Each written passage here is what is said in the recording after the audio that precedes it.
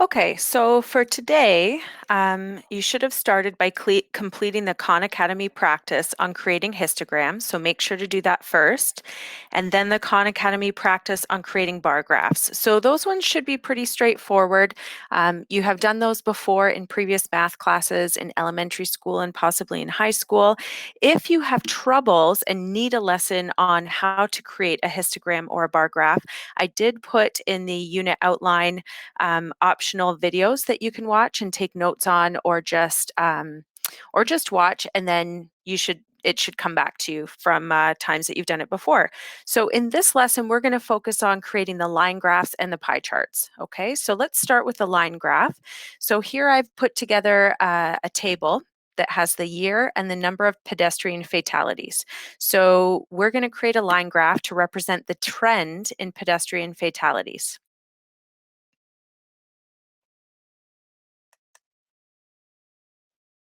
So the first thing I need to do is I need to take a look at my grid, and you guys are going to do this either in your duotang or on graph paper, and I'm going to set up my axes. So I'm going to have my X and my Y axes here. So let's take a minute to do that.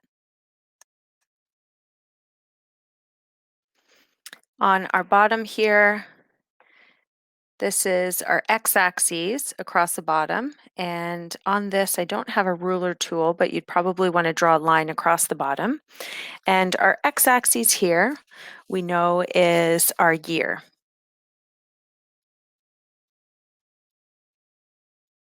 So I take a look at my data table, which is up here, and I'm going from the year 2000 to 2014 and every other year.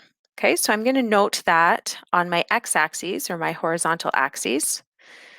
So down here, I'm going to have 2000, 2002, and so on. So you can pause the video while you go ahead and label your x-axis.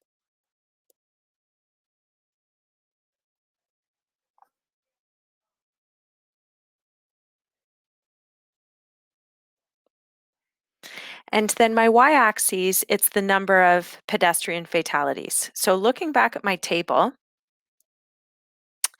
I take a look at the lowest value and the highest value. So my lowest value here, it looks like, is 288. My highest value looks to be 372. Oh, no, 374. Okay, so I need to make sure that I at least get up to 374. So sometimes you have to play around with the scale a little bit to get everything to fit. First, I'm going to go ahead and label this. So this is number of fatalities.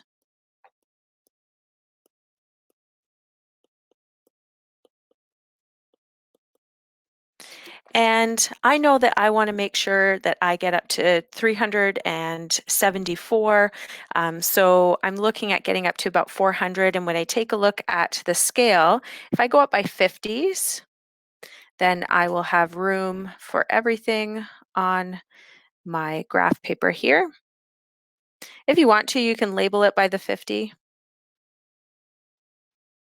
But here we're going up by 50s. Okay, so at this point, I'm going to go ahead and put the points from my table onto my graph. So I'm going to start with the year 2000 and 372. So obviously, since we're not going up by ones, we are going to have to put it, in the right spot as close as we can to that. So my first one in 2000 was 372. So I'm looking at right about in there. Okay. Then I have in 2002, 368. So a little bit lower. Then 2004, 366, so very close, a little bit lower. Then 2006, 374, so a bit higher. And then in 2008, 305, so that's down here. In 2010, 296. up there. 2012, 326. And then in 2014, 288. Somewhere in there. Okay, so obviously mine aren't in the exact right spot. I'm doing the best that I can on my computer here. And then what you're going to do is take a ruler and connect from left to right for your line graph. Okay, so I'm going to do the best I can. I don't have a ruler for my computer, so please, for your graphs, and especially the ones you submit, make sure you're using a ruler. So we're going to connect from left to right the best that we can to highlight the trends that we have going on. There we go. Okay. And that is our line graph.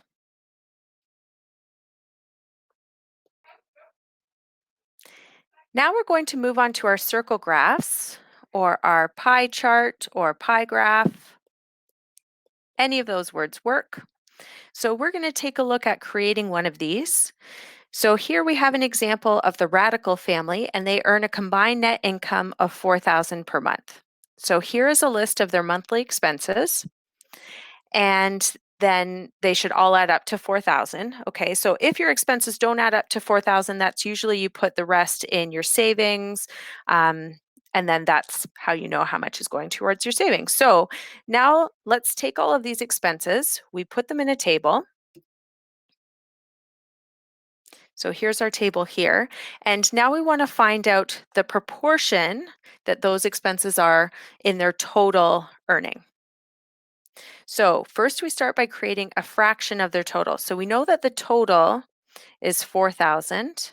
So if my mortgage is going to take up 1,400 dollars out of the 4,000, that's how we would write it as a fraction. Okay, so 1,400 out of that 4,000 earnings. Now, to find the percentage of this total, or the percentage that the mortgage amount takes up, we would then actually divide that using our calculator. So 1,400 divided by 4,000, and then we would multiply it by 100, okay, to get the percentage. So when I do 1,400 divided by 4,000, I get 35%. So make sure that you can do this in your own calculator. You know how to get this done. So I'm just going to go through the rest of this table here, creating that fraction first. So this is $360 out of the total 4,000 goes towards utilities. 720 out of the 4,000 goes towards groceries. Transportation is 160. Entertainment is 300. Our savings is 400. Oops. Miscellaneous is 660. And then that gives us our total. So all of those numbers add up to 4,000 out of 4,000. Okay, so our total money got distributed, or our amount that's coming in got distributed into all of those. So when I calculate the percentage for each of these, for this next one, I get 9%. My next one, I get 18%. My next one, I have 4, 7.5%, 10%, 16.5%, and then obviously 4,000 out of 4,000, that's 100%. So that's all of our money.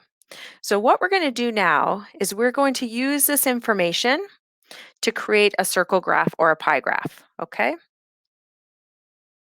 So in our pie graph, one thing to make sure is to label each section with the name and the percentage, okay? We're going to use the sheet that I have in your duotang, or you can draw out a circle, that's fine as well, but we're not getting into the angles of the circle.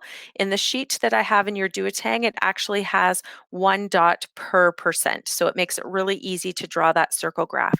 So let's move to that sheet next, and so we can put together our circle graph. Okay, so here's our circle, and each dot, as I mentioned before, represents 1%. So I'm just going to start off at the top of the table and work my way down.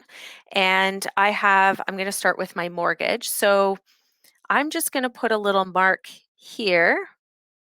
And then from there, I'm going to count 35 dots away from there to give me that 35% portion. So 1, 2, 3, 4, 6, 7, 8, 9, 10, 11, 12, 13, 14, 15, 16, 17, 18, 19, 20, 21, 22, 23, 24, 25, 26, 27, 28, 29, 30, 31, 32, 33, 34, 35. Okay.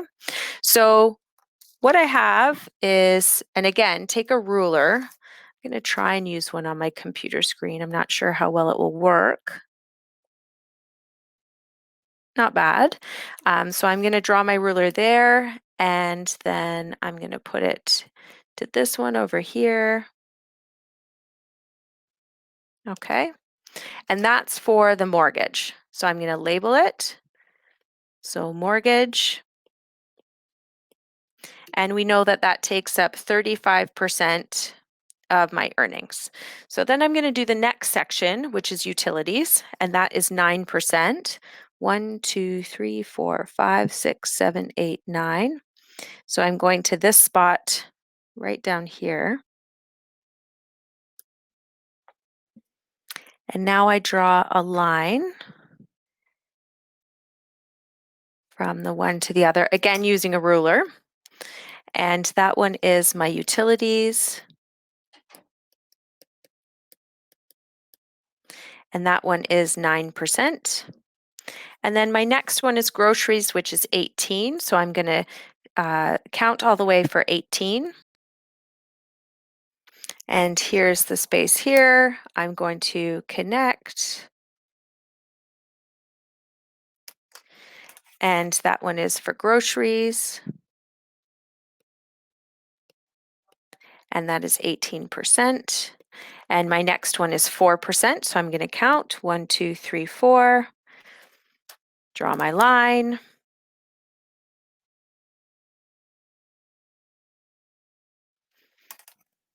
And this one is transportation. I'm going to label it out here.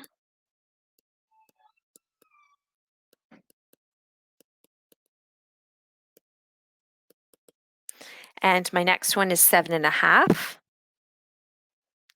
which will be in between these two spots right here. I connect my line.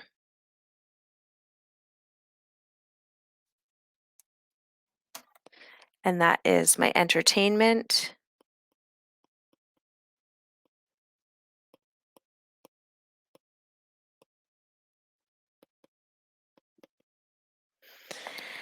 And then I go to savings, which is 10%. I'm actually going to jump ahead and do miscellaneous because it has that other 0.5% there. So I'm going to count 16.5. So here's the half, and then I'm going to go 16 from there. So here's the place where I'm at 16.5. That was not the best line, but that's okay. So that's my miscellaneous. Miscellaneous. And that one is 16.5%. And then my last, I should have 10% left, and I count, and sure enough, there's 10 spots there, and this is savings. And that's 10%. Okay, so to make a pie chart, the things that you need to do are we create the fractions of the total. Okay, so we have to create that fraction, then we find the percent, and then we go ahead and make our pie chart. So the next thing that I'm going to ask you to do is I'm going to ask you to do the practice worksheet called Which Graph is Best? Okay, so you're going to be given a scenario, a choice of graph, and then for each of those scenarios, so there's 4 of them, you're going to make a graph for each of them. And you can choose which type of graph. And as we know, some you could do multiple different types of graphs, so you can choose. But I want you to do one of each type, okay? I did include in that practice worksheet a pie chart outline like the one that we've used here, so make sure to use that one. And then I've asked you to submit this work onto our D2L class site, so you'll find a spot under assignments for you to submit that work for me. Okay, and so that's it for our 1.5 lesson right now. And You have that practice worksheet to do and the textbook work from 1.5.